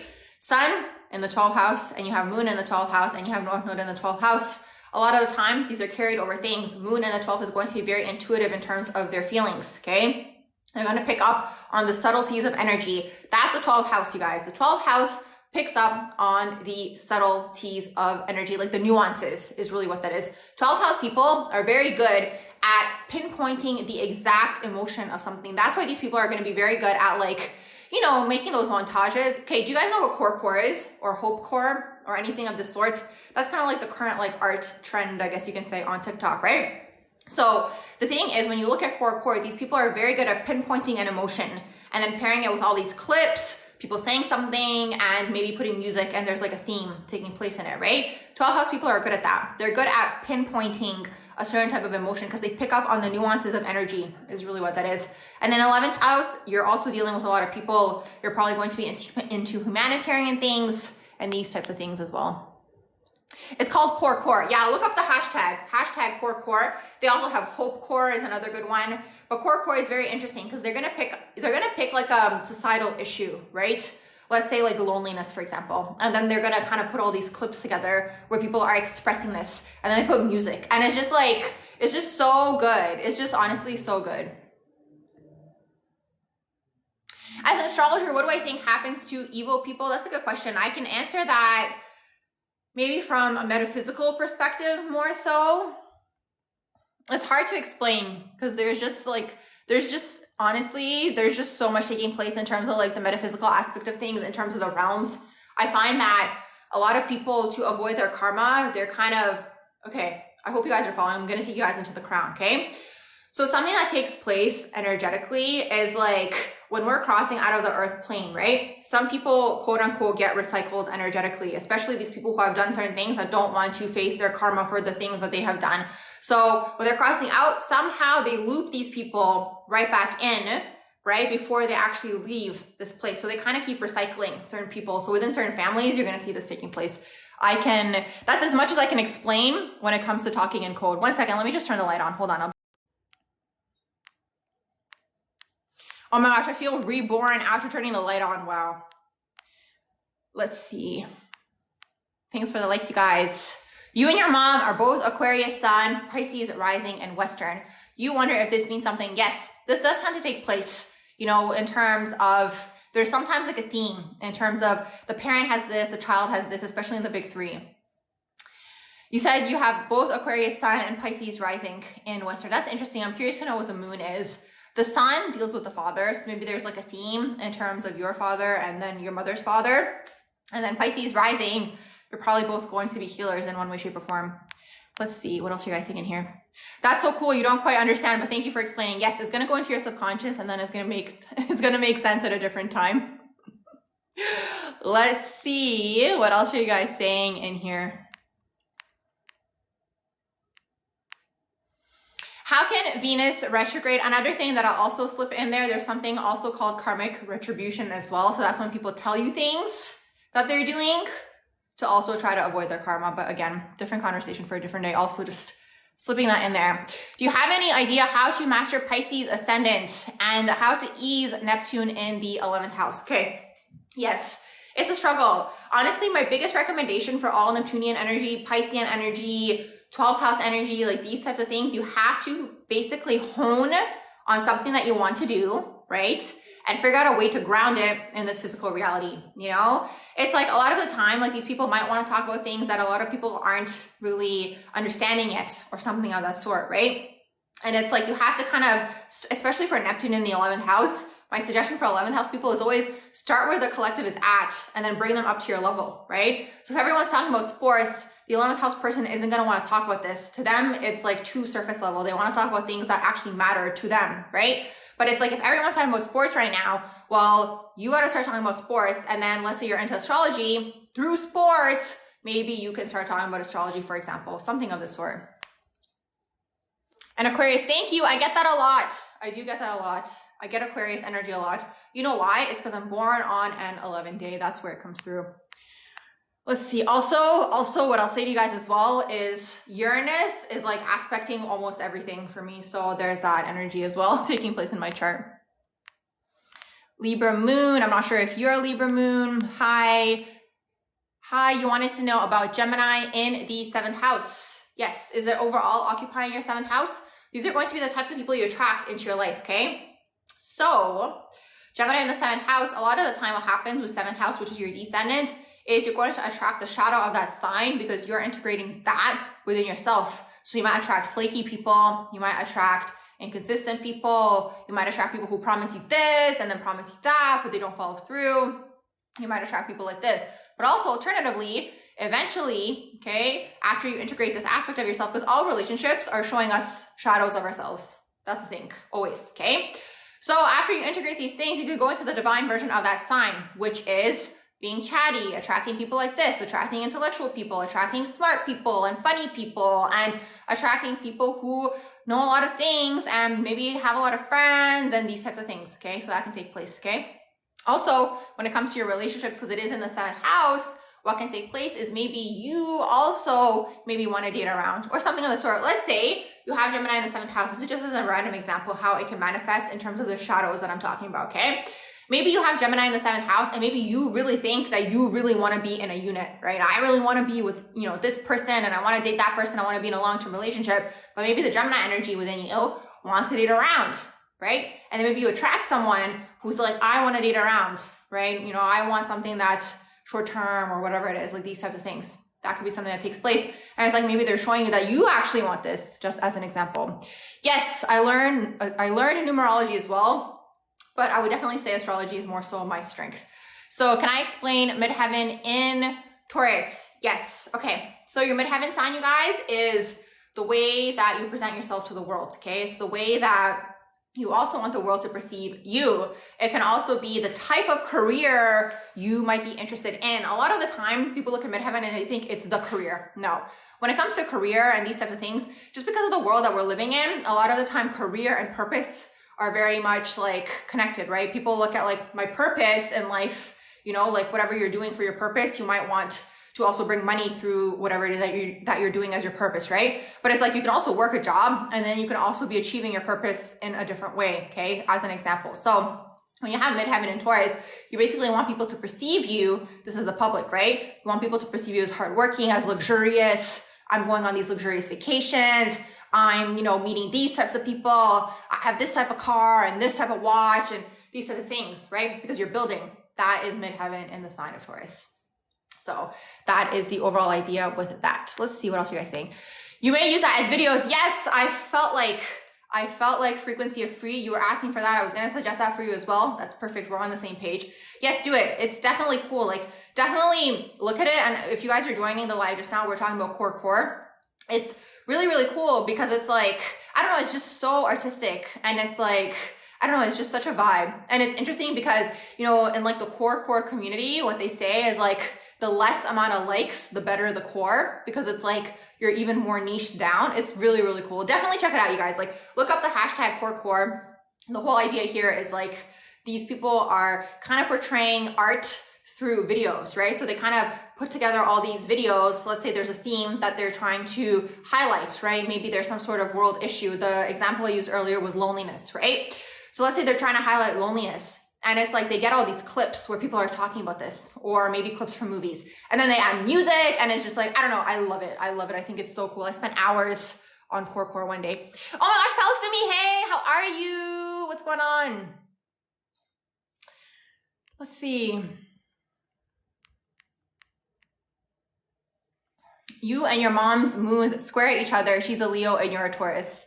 Moon squares are very, very interesting because I've noticed, especially with fixed moon squares, there tends to be a power struggle for emotions in terms of, I'm going to talk about my feelings. So I'm going to talk about my feelings. And sometimes it might end up being like this person talks and the other person doesn't get to talk. That's what I've noticed sometimes tends to take place with moon squares in other people's charts. Okay, so any advice on Mercury and Uranus in the first house in Capricorn? Sense of self feels foggy. Thank you for the rose. You know, Mercury and Uranus in the first house, and it's in the sign of Capricorn, and your sense of self feels foggy. The thing is, when you have Uranus in the first house, you're really here to express your individuality. You're going to be different. You're going to be unique. Maybe even like a trendsetter, you know, like you start some sort of trend when it comes to your physical appearance, and now everybody else is doing that. You know, you do this type of hairstyle. Everybody starts doing that. You, I don't know, wear this type of clothes. Everybody starts doing that. You're always ahead. That's the thing. Uranus in the first house, which is the undertone of having an Aquarius rising, and that's also going to resonate for Aquarius rising overall. These people are going to be very much ahead of their time when it comes to the self, expressing themselves. I know some people who started doing like the eyebrow gel thing, like way before it became popular, you know, because it's like you're tapping into a trend that's like pending in the astral before it actually takes place, right? Or again, maybe it's a hairstyle or maybe it's a makeup style and these types of things. So that's Uranus in the first house. All I can really suggest is just like be yourself, you know, because you're before they happen. Let's see what else you guys saying in here. You said, yes, you're so right. You and your mom do that. It's odd you have the square when you're both Aquarius sign. Yeah, it's very, very interesting with the squaring moon aspects in synastry. Is that why you're always in athleisure? Because of your Sag MC? Oh my gosh, that's so funny. Midheaven is the same as rising. No, it's not. Rising is the first house and your midheaven is going to be the 10th house. Let's see, what else are you guys saying here? You love my explanation, it's really good. You love to watch my videos. Yay, I'm glad that it resonates. Your mama is a Capricorn moon and you're a Libra moon and you love shopping. Ooh, I like it. Your mother is a Pisces and your South Node is in Pisces. That means there are karmic ties there. Absolutely. Let's see. You said, oh my God, yes, your ascendant is at 28 degrees and you feel more like an Aquarius rising. That makes sense. Yes. Okay. Something you guys can look at in your natal charts is when you have a planet in the first house, it gives you the undertone of having that particular rising sign. Doesn't mean you're that sign now. Okay. Sometimes people are like, I'm this sign now and they're attached to the rising and they don't want to give the rising up. No, it doesn't mean this. It just means you take on some of those traits.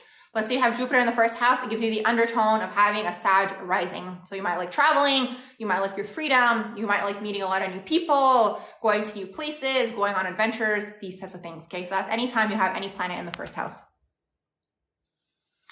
Your Capricorn moon, 8th house BFF is always getting to pay for stuff for her, but she always transfers you later. Yes, that is the 8th house. That's the 8th house, you guys. Honestly, it's interesting. 8th house, when it's like underdeveloped, it can kind of do things like that because it's like it deals with other people's money. That's really the whole thing there. It's really, really interesting that you said that. Okay, let's see. Any advice or input on Mercury and Sun in the 6th house with this big transit happening? Are you talking about the Jupiter transit that's taking place? Also, do you have them in the sign of Taurus? Let me know. Thank you for your insights. No worries. Oh my gosh, thank you for the gift.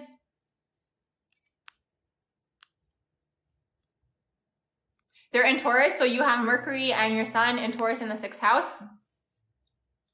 Let me know.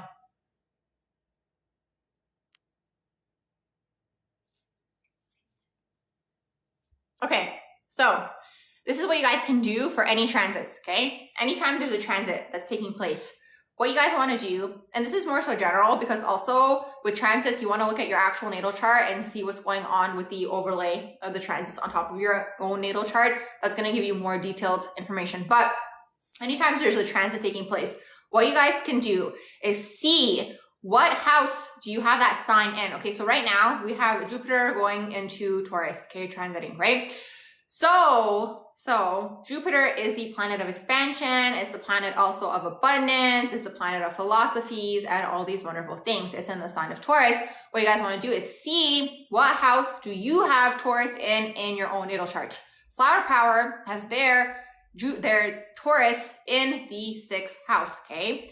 So Taurus in the 6th house deals with your health, okay? So when it comes to your health, this area could be expanded. If you're into, healing services, or maybe you are a veterinarian, maybe this area is going to expand for you during this time. If you're going to be more abundant in this time, things like this, okay? That's the idea there. So you want to see where you have Taurus in your natal chart, or whatever the transit is. Let's say Saturn is going currently through Pisces. You want to see where do you have Pisces in your natal chart, what house do you have Pisces in. You're going to be clearing karma in that particular area. But again, this is more so generalized, right? When we look at it this way, if you want more details, you want to look at the whole, transit on your actual natal chart overlay, right? You have your natal chart and then you see what all the transits are doing in your actual natal chart. Taurus in the 3rd house, okay, that's going to be siblings. That's going to be your short distance travel. That's going to be your communication, your intellect, and these types of things. So Jupiter is expanding this area for you. You could also maybe bring through abundance in this particular area. Maybe you and your siblings, start some sort of business together or something of the sort, just as an example. That could be a way that maybe that could take place. 3rd house Taurus, you are going to climb the mountain down the road, but instead you caught a bus to town to go shopping. There you go, right? So it's short distance travel. So maybe you're going to do traveling or something of that sort. Can you talk about when someone has their Mercury retrograde in the 10th house in the sign of Leo? Okay. Yes, I have retrograde video on my YouTube channel, you guys. It's going to be under my miscellaneous astrology playlist, and subscribe to my YouTube channel. It's called Barbara Talks. Okay, so retrograde in your natal chart, first of all, is going to be more so an internalized energy versus an externalized energy. That's the first thing, because when we have retrograde taking place, everyone's reflecting, they're being forced to go inwards. That's why retrogrades slow things down. That's why you have delays and all these things, because you're being forced to go inward, maybe pick up projects that, you left behind. You're now, starting them again. Usually they say not to start things during retrogrades. It's a time for reflecting, reassessing, anything with the RE, right? So when you have retrograde in your natal chart, this energy is more so internalized. Mercury retrograde, this is an interesting placement because Mercury retrograde a lot of the time in a natal chart is here to speak some sort of message, right? They're here to communicate something, but you might struggle with exactly that, You might struggle to communicate your ideas. You might struggle to communicate in general, right? Because the retrograde energy also, because it is more so internalized, what can take place is that it can come out at strange times. You're kind of mastering, when can I say this? When can I not say this? You might have a fear around speaking and these types of things. And it's interesting because you have Mercury in the 10th house, which deals with the public overall, so you could have this inner desire to want to speak, right? To want to communicate something to people, right? But it's like, because the retrograde is internal. And one more thing that I'll tell you guys about retrogrades as well is like, you're relearning that lesson in this lifetime. So in a past life also, maybe you weren't able to speak, or maybe you crossed out before you spoke something, or again, you felt like you weren't heard. You're coming back to basically master exactly that. Gifts. You were born during Mercury retrograde.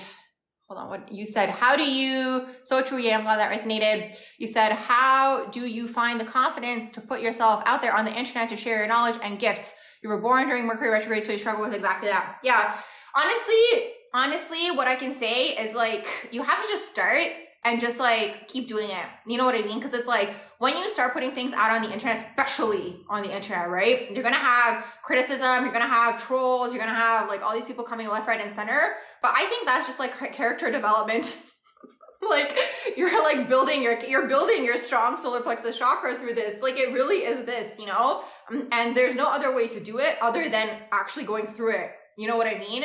Like honestly, and especially like at the time, like I don't know, like now maybe we're coming out of like the hardcore shadows, but like there was one point and like the whole like everyone being online and all these sorts of things where like the shadows of people were like so hardcore online, right? And it's like, I don't know, you start to develop that strong solar plexus is really what that is.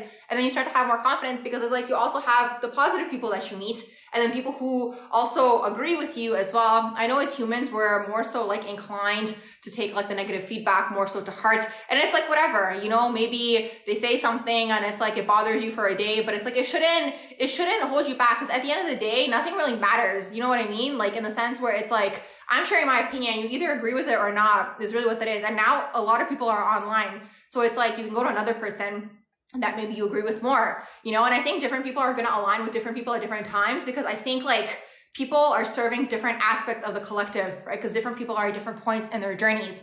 So it's things like this, right? And again, it all comes down to solar plexus, the confidence in your identity, in your truth, and in these types of things as well. And again, you know, you will be bothered maybe at some point, but it's like the more that you do it, you become desensitized. You kind of like stop caring because it's like, I don't know, maybe you feel like what you have to say is more important and outweighs, right? The positive aspects outweigh the negative. Like a video game, getting character points for each situation. It is that. Honestly, you guys, everything comes down to energy. Yes, frequency free. You are on point. It's like getting a year-end evaluation at work. Stop. It's literally this, right? It's literally this. And you know what's interesting? What I've noticed is like, it's interesting to see how it's karmic for some people because it kind of depends to see what Pluto placement your parents were as well. If your parents were Pluto in Leo or Pluto in Virgo as well, these generations, that's boomers 1 and boomers 2, they're very critical, right? They're very, very critical of their children. And it's interesting to see like when you look at how things manifest for people, because it's like sometimes people put themselves out there and they get a lot of criticism, right? Because they're healing exactly that. Like you guys have to understand that everything that we're doing in life, like we are healing ourselves. You know what I mean? So you're transmuting that energy. Because at the end of the day, like, again, what it comes down to is like, you are who you are, right? You can't change that. So people either resonate with you or they don't. And the best thing you can do is just be who you are, right? Because at the end of the day, like, you know, like you're just expressing yourself. Pluto in Virgo. Yeah, Pluto in Virgo is hardcore, you guys. They are definitely intense. Do you think our business is good with Virgo midheaven, Venus in the 7th house and Moon in the 5th? Yeah, I can see that taking place. I like Virgo energy in a natal chart. You know, Virgo energy is very much going to work hard. They're going to get rewarded down here. They know that things take time. They know that they have to perfect certain things and these types of things. That's Virgo midheaven. Venus in the 7th house is going to be abundance through art. And then Moon in the 5th, you're going to want to express yourself creatively. So definitely. Do I believe in Chinese face readings? Yes. Yes. There's someone on here who does them. I love listening to them. I love learning everything. That's the thing. Like, I love learning. I love listening to different people's perspectives. Yes, I do enjoy those. What does it mean if you have no retrogrades? You're basically not relearning any of those lessons. It's kind of like smooth sailing for those particular planets. Let's see what else you guys saying in here. You said, sorry, I'm dying in this again because I saw the second part of your comment. You said it's like getting a year-end evaluation at work, but daily. Yes. Especially, again, people on the internet have no chill. Honestly, if you want to develop your confidence and you want to develop a strong backbone, and they'll tell you, the thing is too, also, sometimes like there's certain things that maybe, again, people criticize, but they're actually like energetically in a way helping you, you know, like, you know, areas that you can improve on. Again, year-end evaluation. Hey, Cody, how's it going on? Stop. You said everyone always tells you that you have an evil face. Oh my gosh, no. Is that in Chinese face astrology? What are transits that can get down or somewhat depressed? Do you mean like transits that are taking place in the world overall? You guys said yes. You guys said Pluto in Virgo. Yes, definitely an interesting generation. You know, it's funny. I started my YouTube channel in 2019. I did readings at first on there, and then I started posting astrology readings afterward. And it was interesting because when I did my Pluto in Virgo video, they were not happy about like that first version of that video. And then later I redid a lot of my videos. So it's really, really funny. They're definitely interesting. You're just wondering and you've been watching Chinese face reading too. I'm doing well. Thanks, Cody. What's going on? What else? What else? What else? What else?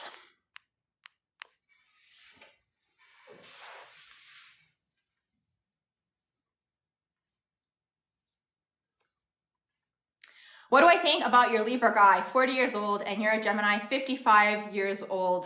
Real love? Libra guy and you're a Gemini. Honestly, Libras and Geminis always somehow find their way to each other. It's all about the mind.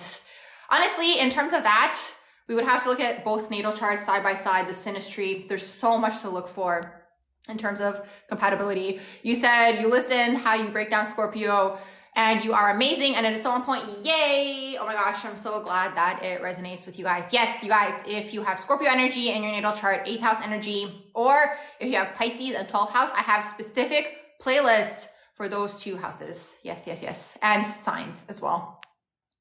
It's called Barbara Talks, my YouTube channel. You're welcome. Venus Geminis can be neurodivergent at the family type. Okay, shut up. Honestly, you guys, Gemini, I find anywhere, they always have to talk, especially Gemini rising, even Mercury and Gemini as well. They have to talk. They're always talking, especially in terms of like the day-to-day and jobs. They should be in marketing jobs or sales jobs or just like networking and connecting people types of jobs. Like that is like Gemini's jam. I've also tapped into Venus Geminis tending to be bisexual as well. That's another thing that I've tapped into for Venus Gemini energy as well. As a Pisces rising, Sagittarius midheaven, and a lot of planets in the 11th, Mars, Venus, Mercury, can you be an artist? Pisces rising, Sagittarius midheaven. Yeah, absolutely. Why not? Because those are all of like the creative houses and the psychic energy as well. Pisces rising, and then the 11th house as well. Because you have the abundance of 11th house, I would definitely suggest to put things on the internet if you feel called, obviously at the end of the day, but the internet is going to work in your favor. And then, because you've got the Sagittarius midheaven, it'll give you the freedom to kind of move around as well. You said you prefer to purchase art. Oh my gosh, that's so interesting. Pisces rising can also be good at like being on a screen as well. Pisces rising can be, it depends on the entire natal charts. Pisces rising can be, you know, very interesting to watch, you know, very interesting to look at. So if you do, maybe post things online when it comes to your art, maybe, you know, post, you know, those fast videos where people are like painting like really fast. I don't know why I thought of that guy. Was his name, what was that guy's name? The one who paints. I think you guys know who I'm talking about. And he like tells stories and he has like a soothing voice. Is his name Bob something? I can't think of his name right now. All right, I'm going to answer one more question and then I'm going to sign off. Thanks for the follows, you guys, and thanks for the likes. Bob Rose, yes, I knew. Ross, okay, that was the guy. I was like sending the telepathy out there so you guys would like pick up on who I was thinking of.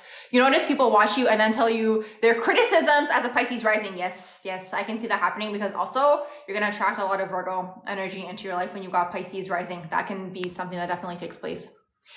You're welcome. Take care as well. Okay, quick, good, and bad points having Neptune in the first house. Yeah. Okay. Neptune in the first house, you guys, is going to give you the undertone of having a Pisces rising. That's the first thing. So everything that I said to the Pisces rising individual in terms of, you know, people wanting to watch you. Sometimes you can attract stalkers, these types of things, but you can also use that to your benefit. You know, the people who have lives and they're like, I don't know, playing Jenga or whatever they're doing, like they're just kind of like doing something, maybe not talking. Probably Neptune in the first house, probably Pisces rising, and they have like 10,000 people watching. Yeah, definitely. I actually saw a live once where like the people were recording themselves sleep and there was like so many people watching. So that would be Pisces rising or Neptune in the first house. People just want to watch you, okay? Another thing that can take place for Pisces rising and Neptune in the first house is that you might not see yourself clearly. Okay, that could be something that takes place as well. You might not know who you truly are, right? You might merge to other people's energies and identities, and you might take on their traits and you think that this is who you are. So it would definitely, take a while to maybe do soul searching and really getting to the core of who you truly are as a person with Neptune in the first house as well. Thanks, B. I was like, where's that girl earlier today? And then you tune in. Yay! Oh my gosh, thanks. A sleeping video. It is. It literally is. I like some of these things. I'm just like, why are all these people watching this right now? Like, what is happening? Like, Neptune in the first house or Pisces rising. Okay, let me answer this as well. Thoughts on Mercury, Pluto, and midheaven in Scorpio in the 11th house. You've been trying to learn about, I don't know if you said something else, but it kind of cut off there. Okay. Mercury, Pluto, midheaven in Scorpio in the 11th house. Is your midheaven in the 10th house or is it in the 11th house? Usually midheaven is in the 10th house. And then are all your other planets in the 10th house or are they in the 11th house? If you're still in the room, let me know. Pisces rising, people always criticize you. Yes. That's definitely something that takes place because you might attract Virgo, and then the shadow of Virgo is criticism, is something that will take place. Scorpio rising and sun. Okay, since the other individual may be left, I'll answer you. And then I'm officially going to sign off. Scorpio rising and sun, and you have a Taurus moon. It's going to be all about money, luxury. That's going to be the dream. Scorpio rising is going to be very alluring, very magnetic.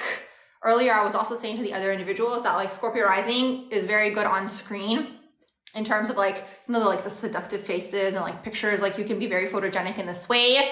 That could be something that takes place for Scorpio rising.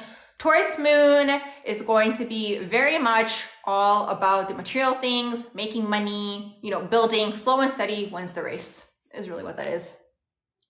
Okay, it shows, oh, this is in a whole sign. Okay. Usually I look at Placidus, but let me go back up and see where was, okay, so you said Mercury, Pluto, midheaven, and Scorpio in the 11th house. Okay, the thing is, when you guys have Scorpio in the 11th house, this is really interesting because it's like the 11th house is about large groups of people and connecting people and all these types of things, right?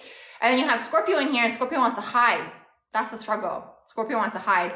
So it's like, it might Scorpio energy might dip their toes. I think you were the individual who asked me about putting yourself on the internet. That's exactly Scorpio in the 11th house, right? Because it's like, there's the desire to be engaging with people, but Scorpio wants to hide. So it's like the desire line is still there to be interacting and engaging and doing all these types of things. So that could be something that, again, you might have to work through or push through or something of the sort. Because the Scorpio energy is in there, what I will say to you as well is you're transmuting the energy of these individuals. So it's almost like you're psychically picking up on this, when you asked your earlier question about putting yourself out there and these types of things, because the Scorpio energy is transmuting this. Okay, that was one more thing that I wanted to say earlier as well, was I've noticed that, again, with the internet blowing up and all these sorts of apps, I've noticed once again that people who are, I don't want to say high level empaths as if someone's better or worse, but there's people who, have maybe large followings and you can tell that these people are empaths. They're also transmuting a lot of the hate that is in the collective, okay? Through their vessel, through the criticism, through maybe the hate comments and all these types of things as well. That's the thing, they're transmuting, right? They're transmuting this energy for the collective. That's, once again, that energy of like the high level empath is really what that is. I hope that makes sense. Okay, so I am going to sign off. Thank you guys for being here. You guys are very welcome. I'm glad that you guys were here at the live. Definitely check out my YouTube channel. It's called Barbara Talks. And I hope you all have a beautiful rest of your evening.